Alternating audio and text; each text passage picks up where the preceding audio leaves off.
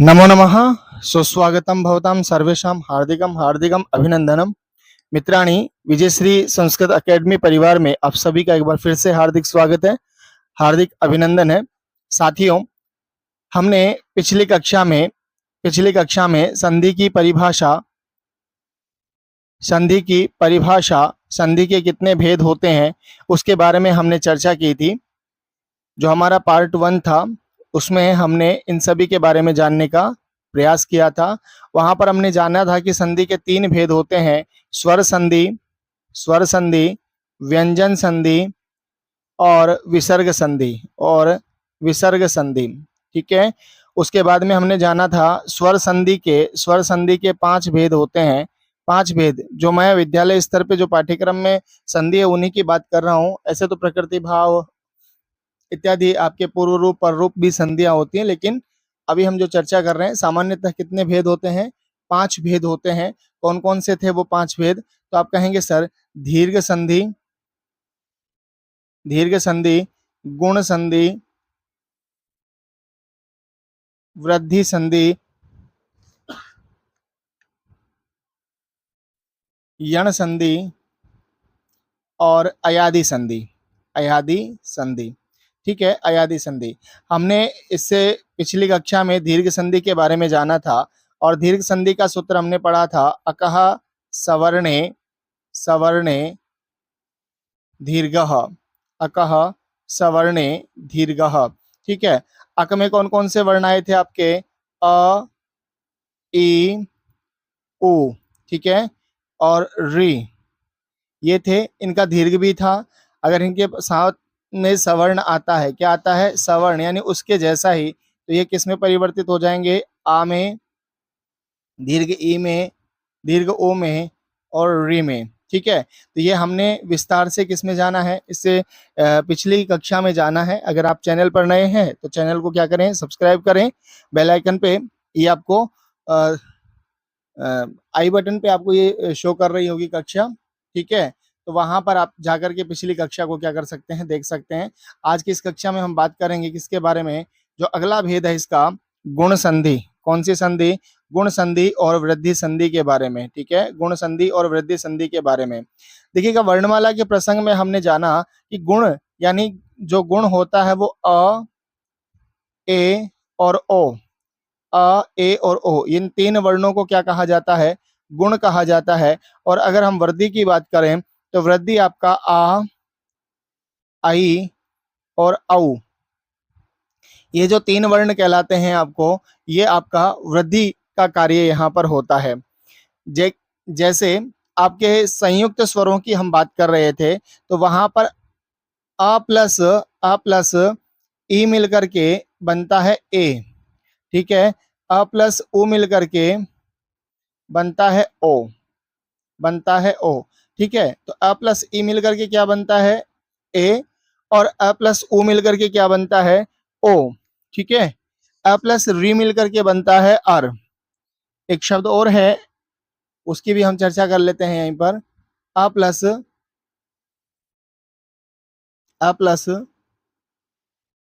री, अ प्लस री, ये मिलकर बनता है अर। यानी हम ये कह सकते हैं कि ये क्या है? आपके गुण कहलाते हैं। ऐसे ही मैं यहाँ पे चर्चा करूं, वृद्धि की बात करूं, इसकी बात करूं, वृद्धि की बात करूं, तो वृद्धि में क्या होता है? वृद्धि में क्या होता है? अ प्लस ए मिलकर के होता है आपका आई, और अ प्लस ओ मिलकर के बनता है औ। ठीक है, औ। तो ये बनता है आपका औ। और ये जो आपके 3 वर्ण हैं इनको क्या कहते हैं? हम वृद्धि कहते हैं। इनको क्या कहते हैं? गुण कहते हैं। हम विस्तार से इनके बारे में क्या करने वाले हैं? समझने वाले हैं, जानने वाले हैं। ठीक है। तो आप इस कक्षा को आप पूरा देखें, जिससे आपकी परीक्षाओं में किस प्रकार से प्रश्न पूछे जा सकते हैं। ठीक है। कैसे हम उन प्रश्नों को हल करें, उनके बारे में हम विस्तार से बात करने वाले हैं। एक चीज और समझ लीजिएगा, जैसे गुण की बात करें तो प्राय यहाँ पर इन दोनों के जो चिन्ह की बात करें, ए का चिन्ह होता है। अगर ए के चिन्ह की बात करूं मैं तो इस प्रकार का होता है, और ओ के चिन्ह की बात करूं तो ये इस प्रकार का होता है। ठीक है। ऐसे ही मैं बात करूं यहाँ पर आई का चिन्ह तो ये इस प्रकार होता है, और औ का चिन्ह की बात करता हूं, औ तो इसका चिन्ह जो होता है वो इस प्रकार से, यानी मात्रा जो होती है, चिन्ह से तात्पर्य क्या है, मात्रा से है। तो यहाँ पर एक हमारे सामने निष्कर्ष निकल कर आया है। क्या निष्कर्ष निकल कर आया है? अगर आपको शब्द के बीच में अगर एक मात्रा दिखाई दे रही है, क्या दिखाई दे रही है, एक मात्रा दिखाई दे रही है, तो वहां पर कौन सी संधि का कार्य होगा, आपके गुण संधि। यानी ये जो ट्रिक्स है वो आपके कितने प्रतिशत है, 70 से 80% उदाहरणों में आपको ये देखने को मिलेगा। ऐसे ही आपको अगर शब्द के बीच में दो मात्राएं दिखाई दे रही हैं, दो मात्राएं दिखाई दे रही है, तो प्रायः वो कौन सा होगा, आपका वृद्धि संधि होगी। वहां पर कौन सी संधि होने की संभावनाएं है, वृद्धि संधि होने की संभावना है। समझते हैं उदाहरणों के माध्यम से किस प्रकार से यहाँ पर कार्य होगा। सबसे पहले बात हम करते हैं गुण स्वर संधि के बारे में। कौन सी स्वर संधि के बारे में बात कर रहे हैं यहाँ पे, गुण स्वर संधि के बारे में। यानी गुण संधि की बात करें तो इसका सूत्र होता है आद गुणः। क्या सूत्र होता है, आद गुणः। यानी यदि अ या आ के बाद, अ या आ के बाद ई या ई आए तो दोनों के स्थान पर ए आदेश हो जाता है। और कैसा आदेश होता है, एकादेश। एकादेश कहते हैं दो वर्णों की जगह एक वर्ण होना, एकादेश। एकादेश का मतलब हो गया दो वर्ण मिलकर के एक हो जाएं, ठीक है, दो वर्णों के स्थान पर एक वर्ण हो जाना, ये कहलाता है एकादेश कहलाता है आपका। इसी तरह यदि अ या आ के बाद में, आ के बाद में उ या उ आए तो दोनों के स्थान पर ओ एकादेश हो जाता है। क्या हो जाता है, ओ एकादेश हो जाता है। इसी प्रकार अ या आ के बाद में री आए तो दोनों के स्थान पर क्या हो जाएगा, अर आपका हो जाएगा। क्या हो जाएगा, अर हो जाएगा। तो यहाँ पर मैं इस सूत्र को इस तरह से लिख देता हूं जो आपके लिए समझने के लिए भी क्या रहेगा, थोड़ा सा इजी रहेगा। अ या आ प्लस ई या ई क्या बन जाएगा, आई। अभी हम इससे पहले बात करके आए थे। इधर दूसरा लिख देता हूं, अ या आ प्लस ओ या ऊ, है ना, रस्व ऊ और दीर्घ ऊ की बात कर रहा हूं यहाँ पे, ऊ या ऊ, तो क्या बन जाएगा, ओ। और ऐसे ही आपके अ या आ के बाद में री हो, क्या हो, री हो, तो क्या बन जाता है यहाँ पर अर। यानी ये तीनों क्या हो रहे हैं, एकादेश हो रहे हैं। किनके स्थान पर हो रहे हैं, इन दोनों के स्थान पर हो रहे हैं। अभी हमने बात की है कि एकादेश किसे कहते हैं, एकादेश या जब दो वर्णों के स्थान पर एक वर्ण आदेश हो जाता है उसे एकादेश कहते हैं। जैसे उदाहरणों के माध्यम से हम समझने का प्रयास कर रहे हैं यहाँ पे, तो यहाँ देखिएगा आ या ए मिल करके क्या बन रहा है, यहाँ पर ए बन रहा है। तो इससे संबंधित हम उदाहरण देख लेते हैं। उप प्लस इंद्र, यानी उप में क्या दिया हुआ है, अ दिया हुआ है, और ई में ई, तो दोनों के स्थान पर हमने क्या बना दिया, ए बना दिया। रूप क्या बन गया हमारा, उपेंद्र। हमने बात की थी पिछली जो कक्षा रही है आपकी उसमें कि पूर्व पद होता है और उत्तर पद होता है। पूर्व पद का अंतिम वर्ण और उत्तर पद का पहला वर्ण जब मिलते हैं तो उनके स्थान पर जो वर्ण विकार या परिवर्तन होता है उसे ही हम क्या कहते हैं, संधि कहते हैं। और कौन सा वर्ण मिलकर क्या परिवर्तन करेगा उसके आधार पर अलग अलग नियम आपको बताए जा रहे हैं। ऐसे ही आपका बताइए जल्दी से मुझे, देव प्लस इंद्र, है ना, क्या रूप बन रहा है आपका, देव प्लस इंद्र, रूप बन गया देवेंद्र। अभी हमने कहा था कि देखो बीच के पद के बीच में अगर एक मात्रा आपको दिखाई दे रही है, पद के बीच में से, तो स्टार्टिंग में भी है यहाँ पे देवेंद्र में, ठीक है, तो पद के बीच में आप देखेंगे तो सब जगह आपको एक मात्रा दिखाई दे रही है यहाँ पे, है ना। इसलिए यहाँ पे कौन सी संधि होने की संभावना है, तो आप कहेंगे सर गुण संधि होने की संभावना। अगर आपको नियम याद नहीं है, नियम याद नहीं है, तो आप क्या कर सकते हैं, इस तरह से इसको समझ सकते हैं, जान सकते हैं, ठीक है। ऐसे गण प्लस ईशः, गण प्लस ईशः, रूप क्या बन गया आपका, गणेश। महा प्लस ईशः, रूप क्या बन गया, महेश, है ना, महेशः। इसी प्रकार नर प्लस ईश का मतलब है स्वामी, इसका मतलब क्या होता है, स्वामी, गणों का स्वामी गणेश, यानी शिव जी के जो गण हैं, है ना, उनके स्वामी की बात करें तो गणेश हो गया है। नर प्लस ईश, नरों के स्वामी जो हो गए, ठीक है, यानी मानवों का जो स्वामी है, राजा है, वो क्या कहलाता है, नरेश, है ना। ऐसे ही सुर प्लस ईशः, यानी सुर यानी देवता, देवताओं का जो राजा है उसे क्या कहते हैं, सुरेश, ठीक है। तो ये आपके उपेंद्र, देवेंद्र, अक्षर पूछ लिया जाता है, उपेंद्र ये आपका बहुत बार पूछा जाता है। गणेश, महेश, नरेश, सुरेश, तो ये आपके उदाहरण है। पहला जो हमारा यहाँ पर नियम था कौन सा, अ और आ के बाद में ई या ई आता है तो दोनों के स्थान पर क्या हो जाता है, ए हो जाता है। कुछ उदाहरण और देखते हैं इसके, आपको देखिए अभ्यास करना है, ठीक है। यहाँ पे उदाहरण बहुत सारे हैं क्योंकि परीक्षा में इसी प्रकार के क्या किए जाते हैं, उदाहरण पूछे जाते हैं। आपके एनसीईआरटी की जो बुक है उसमें भी आपके यही इस प्रकार के उदाहरण दिए गए हैं। लता प्लस इव, लता प्लस इव क्या रूप बन गया आपका, लतेव। क्या रूप बन गया, लतेव। आप यहाँ पर जितने भी उदाहरण देख रहे हैं उनमें प्राय बीच में आपको क्या दिखाई दे रही है, एक ही मात्रा दिखाई दे रही है। जो हमारा नियम सिद्ध होता है कि अगर शब्द के बीच में आपको एक मात्रा दिखाई दे रही है तो वहां पे 70 से 80% क्या होगा, आपका गुण संधि का ही कार्य होने वाला है, ठीक है। उसी प्रकार गंगा प्लस इति, गंगा प्लस इति रूप बन गया आपका गंगेति, गंगेति। ये आपके कौन से हो गए, अ प्लस ई बराबर ए वाले उदाहरण हो गए, ठीक है ना। अब बात कर रहे हैं किसका, अ और आ के बाद में यदि उ या उ आ जाता है तो उनके स्थान पर क्या होगा, ओ आदेश हो जाता है। जैसे भाग्य प्लस उदय, रूप क्या बन गया आपका, भाग्योदय। सूर्य प्लस उदय, रूप क्या बन गया, सूर्योदय। नर प्लस उत्तम, रूप क्या बन जाता है यहाँ पे, नरोत्तम। हित प्लस उपदेश, हितोपदेश, हितोपदेश। महा प्लस उत्सव, महोत्सव, महा प्लस उत्सव, महोत्सव। गंगा प्लस उदकम, गंगा प्लस उदकम, गंगोदकम, गंगा प्लस उदकम। उदक कहते हैं जल को, उदक किसको कहते हैं, जल को, है ना, यानी गंगा का जल, गंगोदकम। ऐसे ही भाग्य प्लस उदय, भाग्य का उदय होना, सूर्य का उदय होना। नर प्लस उत्तम यानी नर यानी मनुष्यों में जो उत्तम है। हितोपदेश, हित के लिए यानी भलाई के लिए जो दिए गए उपदेश आपको हितोपदेश कहलाते हैं, है ना। हितोपदेश एक ग्रंथ भी है, बताइएगा मुझे कमेंट्स करके कि किसकी वो रचना है। महा प्लस उत्सव यानी बड़ा जो उत्सव होता है, उत्सव एक है ना कार्यक्रम है, लेकिन जो बड़ा कार्यक्रम होता है उसको महोत्सव कहते हैं। ऐसे यथा प्लस उचितम, आप कहते हो ना आपको जो उचित लगे, है ना, उचित जो आपको लग रहा है उसी प्रकार से यथोचितम। गंगा प्लस उर्मी, उर्मी का मतलब होता है लहर, क्या होता है, लहरें, है ना। गंगोर्मी यानी गंगा की जो है लहरें, ठीक है, उसको बोलते हैं गंगोर्मी। ऐसे यमुना की लहरें यमुनोर्मी। लघु उर्मी यानी जो कम लहरें हैं उसको लघु उर्मी बोल देंगे, है ना। तो इस तरह से ऐसे ही कहते हैं महा प्लस उरु, है ना, उरु कहते हैं जंगा को, ठीक है। उरु किसको कहते हैं, जंघा को कहते हैं, महोरु। इस तरह से यहाँ पर रूप हो जाएगा। नव प्लस ऊढ़ा, नव प्लस ऊढ़ा यानी रूप बन गया यहाँ पर नवोड़ा। क्या रूप बन जाता है, नवोड़ा।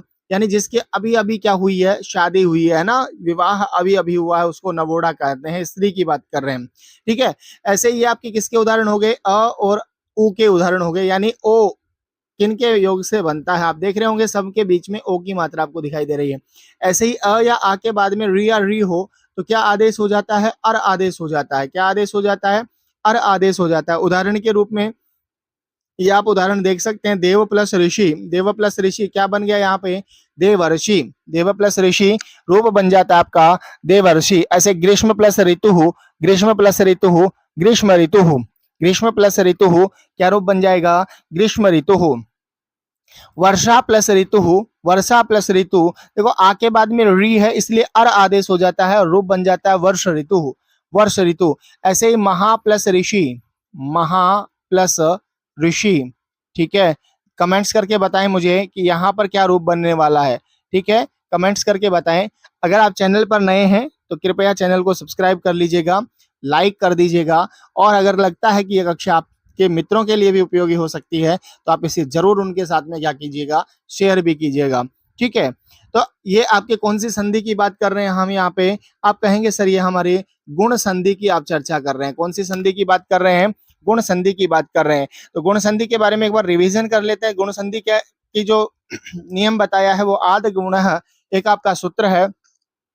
दूसरा बात करूं कि अ या आ के बाद में ई या ई हो तो ए हो जाता है, उ या उ हो तो ओ हो जाता है, और री होता है तो अर हो जाता है। ये गुण संधि का एक सार था।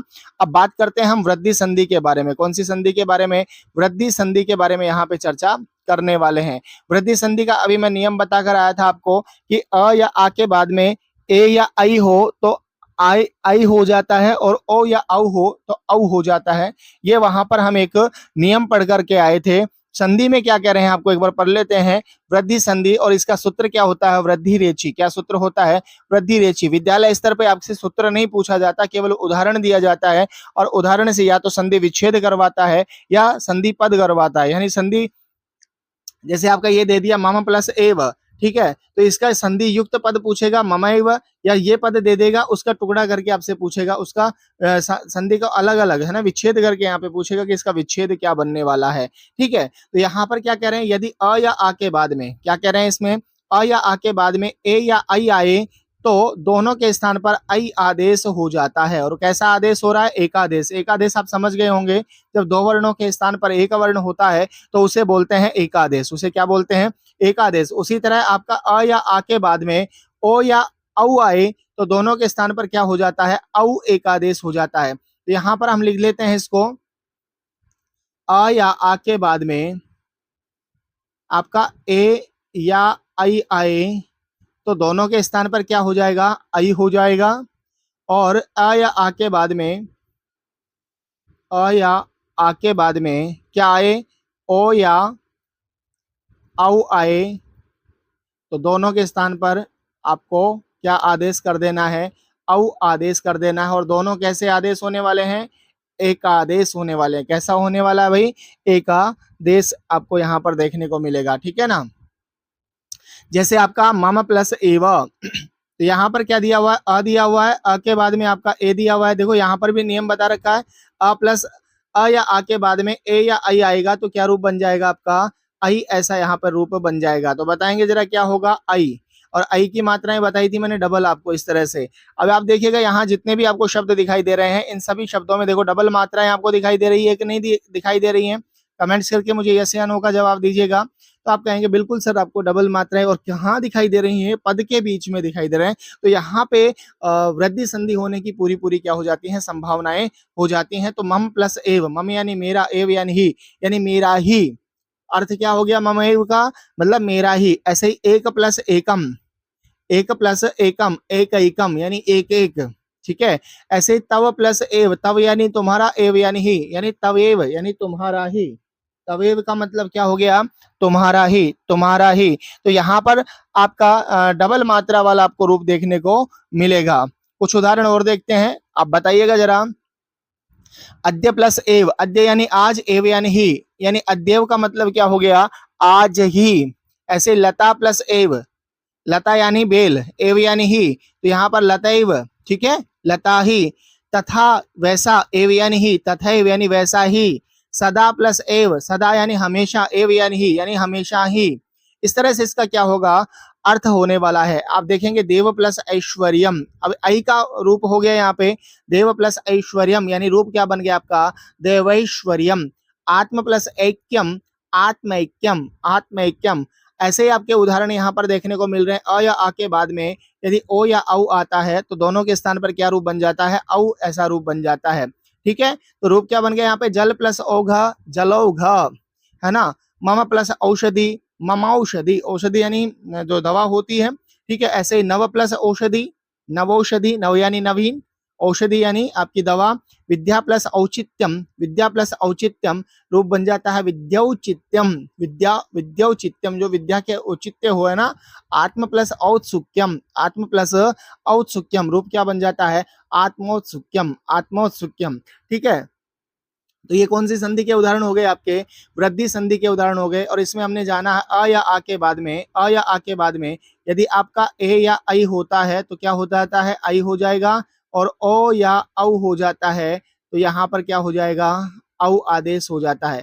ठीक है, तो परीक्षा में आपसे इसी प्रकार के क्या पूछे जाने वाले हैं, प्रश्न पूछे जाने वाले हैं। अभी हमने उदाहरणों के माध्यम से यहाँ पे चर्चा की है। ठीक है, फिर आपकी जो पाठ्य पुस्तक में जो उदाहरण दिए हुए हैं उनको भी हम क्या करने वाले हैं, एनसीईआरटी की जो पुस्तकों में जो उदाहरण दिए हुए हैं, अभी हमने केवल वृद्धि संधि को समझने वाले हैं ना, समझने के लिए इनको, इन उदाहरणों को लिया है। बाद में आपके एनसीईआरटी की जो पुस्तक है उसमें भी जो उदाहरण दिए हुए हैं उनको भी हम समझने का क्या करेंगे, प्रयास करेंगे, जानने का प्रयास करेंगे। आशा करता हूं कि ये कक्षा आपके लिए क्या रही होगी, उपयोगी रही होगी, है ना। संधि में आज हमने जाना है गुण और वृद्धि संधि। कौन सी संधि? गुण और वृद्धि संधि।